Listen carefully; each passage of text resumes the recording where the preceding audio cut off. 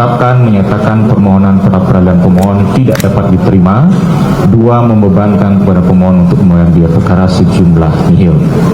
Demikian diputuskan pada hari Kamis tanggal 6 Agustus 2026 oleh Ketut Dakwaan Esa, Hakim Pra Peradilan pada Pengadilan Negeri Jakarta Selatan, dan diucapkan dalam sidang terbuka untuk umum pada hari dan tanggal itu juga oleh hakim tersebut dibantu oleh Minati Indriani SMH, panitera pengganti, serta dihadiri oleh pemohon dan kuasanya. Kuasa termohon tanpa hadirnya turut termohon. Baik, Assalamualaikum warahmatullahi wabarakatuh. Saya akan menyimpulkan saja, ya. Jadi yang pertama, persis sama seperti yang saya sampaikan tadi sebelum kita mulai sidang. Apapun hasilnya, kita terima dan alhamdulillah dengan baik, ya. Itu artinya ini proses pembelajaran. Dan persis juga seperti yang saya katakan, ini semua akan berguna tidak hanya bagi kami, saya dan juga tim hukum, tapi juga untuk masyarakat lain. Jadi masyarakat yang lain nanti nggak perlu kemudian susah-susah lagi harus ada kurang pihak kalau mengajukan, enggak, nanti akan diajukan lagi. Jadi jelas ya. Yang kedua adalah kesimpulannya juga hari ini kita sudah sepakat, langsung saya tadi maju ke depan teman-teman kuasa hukum, ya, lanjut, ya, ajukan lagi. Jadi clear ya. Jadi karena putusannya dari hakim tunggal pra peradilan yaitu Pak I Ketut Darpawan itu adalah bukan ditolak, sekali lagi jangan sampai ada yang menulis ditolak, ya, tidak ditolak, tetapi belum diterima atau belum diterima karena kurang pihak. Nah, karena kurang pihak itu yang menjadi pertimbangan, maka kita tambah pihak nanti pada pengajuan berikutnya. Nah, jadi ini yang menarik, karena kita akan tambah pihak, maka nanti akan ada pengajuan lagi, dan pengajuan lagi itu tentu saja akan kita ajukan setelah pra peradilan yang keempat. Apakah setelah peradilan yang keempat itu pra peradilan yang kelima? Belum tentu juga. Setelah angka 4 bisa 5, bisa 6, bisa 7, bisa 8, ya. Nah, jadi itu clue dari saya, ya. Yang jelas kita besok akan mengajukan pra peradilan yang keempat, yaitu tentang cekal dan tentang adanya aturan-aturan yang saling sengkarut. Apa istimewanya si Rosuryo dan Tifa ini? Ini kan orang cacat mental nih sebetulnya. Dia sendiri yang membuat analisnya, dia sendiri yang membuat penelitian, dia sendiri lalu menyatakan ini palsu. Apa dasarnya untuk menyatakan palsu? Jadi kok kita harus terbawa polarisasi mengikuti alur pikiran orang yang tidak jelas ini, yang orang cacat mental ini? Ini logikanya terbalik ini orang. Dia menuduh orang lalu disuruh untuk membuktikan. Oh, tunjukkanlah aslinya. Pakai logika terbalik dia. Ini adalah mantan Wakapolri Groseno yang bersaksi bahwa ijazahnya Jokowi palsu, tapi tidak pernah melihat secara langsung dan tidak pernah memegang. Dia percaya di media sosial bahwa ijazahnya Jokowi palsu katanya. Kelasnya Wakapolri mantannya. Piye iki ya? Rontok tumbang di tengah jalan juga, mantap. Sudah bagaimana? Roy Suryo lagi, bila perlu dia punya lihat putus. Diputus kalau dia lakukan NTT bagaimana? Lempar buang ke laut. Iya, masukkan di dalam karung, buang ke laut. Manusia tidak ada punya hati. Manusia pembenci, dia masuk neraka, belum mati dia sudah masuk neraka. Ya, orang tuh saya paling benci dia.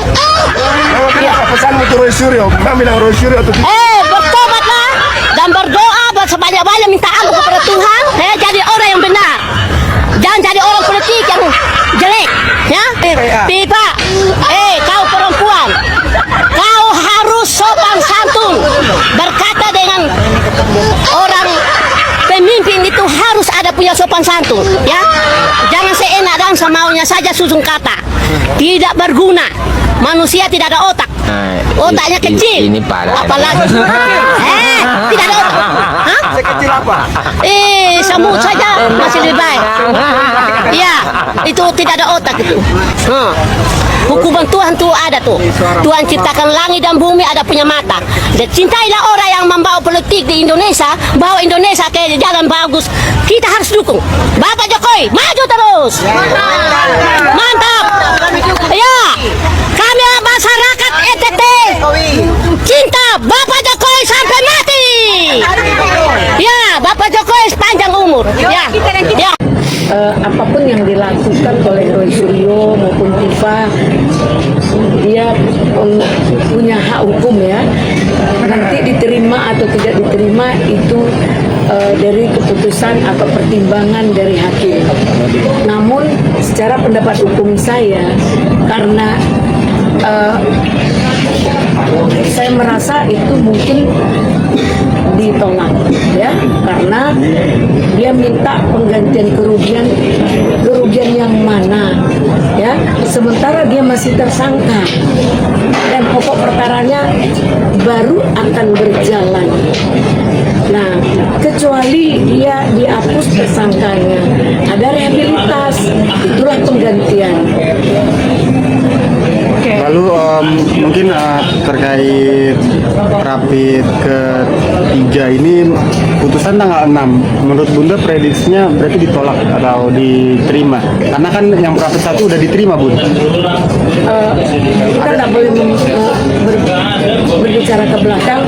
Yang rapid 1 diterima itu kan dari 10 dapat diterima 3. Kemudian diulang lagi rapid kedua, dimasukkan lagi, kemudian ditolak. Sekarang dimasukkan lagi bahagian dari rehab itu, yaitu rapid ketiga. Saya ini pendapat hukum, ya, bukan ada ujaran kebencian atau segala macam, bukan saya membenci, tidak.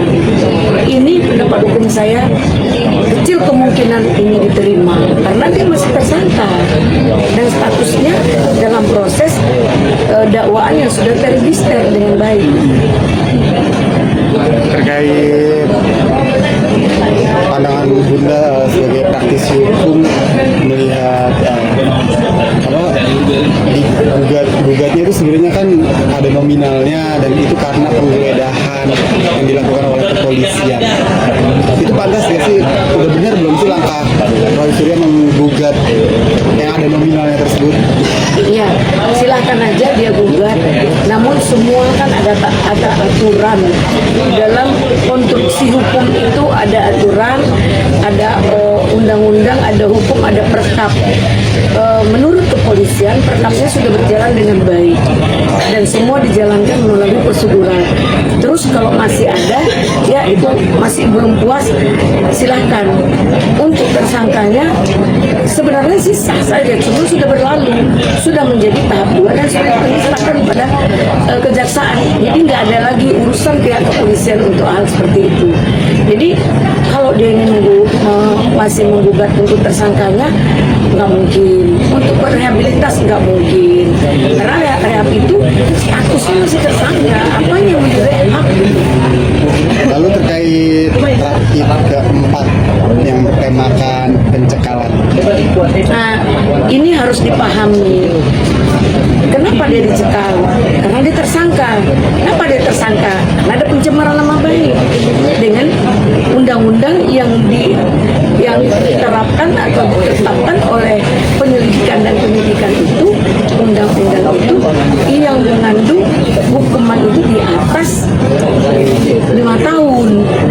Di atas 5 tahun itu ada pencekalan, bisa boleh digeledah, ada sesuai dengan pasal 89 KUHP.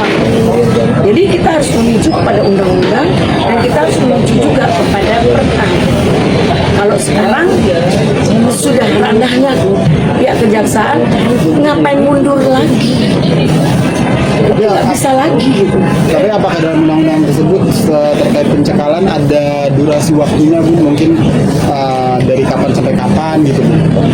Ya, durasi waktu itu ketika mulai dia dari tersangka, dia boleh prapit atau dia gelar perkara atas tersangkanya, atau pencekalannya, atau apa yang merasa dia tidak puas dengan hukum yang dituduhkan kepada dia. Sekarang kan sudah tahap 2, sudah selesai, nggak bisa lagi dia mundur ke belakang karena ini ditangani oleh pihak kejaksaan. Maksudnya durasi pencekalannya itu durasinya setelah dia tahap 2, setelah proses ini sudah dilimpahkan, berarti sudah memenuhi unsur karena due process of law itu sudah jalan. Jadi menurut kenapa terjadi due process of law, 2 alat bukti dan barang bukti itu sudah terpenuhi, berarti ada mens rea, yaitu ada nilai-nilai kejahatan di situ atas pencemaran dan fitnah atau merasa dihina, ya lapor. Nah itu sudah memenuhi unsur sehingga menjadi tahap 2. Begitu tahap 2 nggak bisa lagi mundur. batasnya ketika Mas kalau ingin cara-caranya itu cara pihak penyidikan dan penyelidikannya kurang berkenan, saat itulah ambil hak hukum kita. Kok bisa saya tersangka? Tolong itu di mana? Di praktik atau gelar perkara. Nah, kalau kami sudah melakukan gelar perkara, hasilnya Bang Egy kan bebas demi hukum, dihapus tersangkanya. Kalau Tifa kan bebas demi hukum karena obskuliber, kabur, tidak tepat, tidak cermat dalam membuat dakwaan. Diberi kesempatan hakim untuk memperbaiki dakwaan itu, makanya dokumen dikembalikan. Kalau putusan pengadilan tidak ada kata-kata dokumen dikembalikan, putusannya salinan amar, putusan dikirim. Itu baru proses hukumnya berjalan gitu. Ini kan proses hukum belum berjalan, ada yang harus diperbaiki, makanya dikembalikan nih dokumen kalian, silakan perbaikan begitu. Tapi terkait pencekalan, dia tuh merasa kayak, oh saya ini bukan bukan pembunuh, bukan teroris, kayak gitu, hanya ini diduga mencemarkan nama baik. Itu menurut Bunda urgensinya pencekalan itu seperti apa sih, Bu? Yang dikatakan pencekalan itu, kita terpidana atau tersangka dengan lebih dari 5 tahun itu dicekal, boleh ditangkap, boleh ditahan, boleh dijemput paksa, boleh. Itu undang-undang KUHP nomor 89 itu ada 9 item. Kok baru karena diadopsi dengan pasal 361 peralihan undang-undang tersebut. Liz, ada lagi? Bun, kalau untuk yang ini kan berarti sama saja menurut Bunda sendiri. Apakah dengan adanya prapit yang selanjutnya keempat, ini sama saja Mas Roy ini sengaja menunda-nunda ke pokok perkara atau bagaimana sih, Bu? Ya, dia sendiri kan sudah mengakui di pokok perkara itu dia tidak akan punya saksi. Jadi boleh dokter indikasi bahwa dia mengulur waktu. Nah, karena kita melihat yang diajukannya juga tidak kredibel. Saya minta kepada Pak Roy Suryo, kenapa tidak secepatnya diproses agar ada kepastian hukum, karena semua punya hak hukum, seperti pelapor juga punya hak hukum, nggak mungkin ngikutin proses yang berbelit seperti ini diobok-obok. Ya, kalau memang seperti ini hukum di Indonesia kan terjadi carut marut dalam penegakan hukum ini gitu. Nah, bagi saya sebaiknya sidang pokok perkara secepatnya tahu kebenaran itu seperti apa, karena semua kita menunggu kebenaran untuk kepastian hukum. Bun, mau Tambahan nih, Bun, mungkin ini respon Bunda atau reaksi Bunda seperti apa sih terkait hasil jikalau emang rapid ketiga ini di ACC oleh hakim dan dapat sejumlah uang gitu, dan dia terus rencananya akan mengalihkan uang tersebut untuk yang membutuhkan. Apapun yang terjadi, berandai boleh ya, tapi sebenarnya hukum itu tidak bisa seperti itu. Tapi saya ikutilah pertanyaan Anda. Sebenarnya kalau hari ini dihilangkan tersangkanya, boleh dong pencemaran nama baiknya atau pencekalan atau lain sebagainya, itu boleh kita minta rehab. Tapi setelah direhab sementara dia masih tersangka itu dapat dilepaskan setelah putusan. Jangankan itu, Tifa aja yang sudah melakukan putusan selah nggak bisa dihapus tersangkanya. Dalam amar putusan itu tidak menghilangkan untuk tersangkanya, status tersangkanya. Sempat dia bertanya, saya mau duduk di mana? Saya kan sudah bebas. Yang dikatakan bebas demi hukum apabila tidak dipenuhi pasal 75 tersebut ayat 4. diputuskan bebas. Tapi karena perbaikan itu terjadi, ternyata nanti di sidang itu akan masuk pokok perkara. Jadi kayaknya kita malu lah kalau perkara hukum ini diobok-obok seperti ini gitu. Loh, diobok-oboknya karena ngajuin rapid terus atau? Yes, boleh karena mengajukan rapid, karena juga merasa putusan selah dia merasa dia sudah menang, sampai merasa seumur hidup tercatat dalam sejarah bahwa dia adalah perkaranya sudah dimenangkan, dia sudah menang. Di sini tidak menang. Kami pernah melakukan rapid, putusan selah, kami menang, kemudian jaksa banding, kami kalah. Kemudian kami banding, akhirnya kami menang. Jadi artinya setelah inkrah berkekuatan hukum yang tetap, baru boleh menyatakan kebenaran itu kita memiliki atau dia yang memiliki. Sudah inkrah ya. Ini kalau masih dalam proses hukum yang menggunakan pasal perubahan pasal segala macam atau perbaikan, itu belum bisa menyatakan kemenangan. Apalagi mengembalikan dokumen berarti suruh perbaiki. Pengembalian dokumen itu jangan dikembalikan dokumen habis perkaranya, nggak segampang itu. Memang enak banget seperti itu kan, setahun lamanya orang mencari pembuktian kesaksian, kemudian diproses. Pak, ini kami sudah memenuhi ini ya, sudah kami tersangkakan, tolong sidangkan ini. Oh, cara menyidangkannya seperti apa? Ada kekurangan, tadi kembalikanlah P19. Oh, udah cukup, jadi P21. Sebagai pengacara negara harus mempertahankan apa yang temuan tadi oleh pihak penyidik. Pengacara negara adalah JPU, harus diadilkan. Itu. Siap. Terima kasih buat. Ya, mungkin itu yang saya sampaikan sore hari ini. Mari kita besok hari Kamis sama-sama ya sidang IPA diulang dengan pokok perkara yang sama, ada perbaikan, tapi nomor perkaranya sudah dirubah.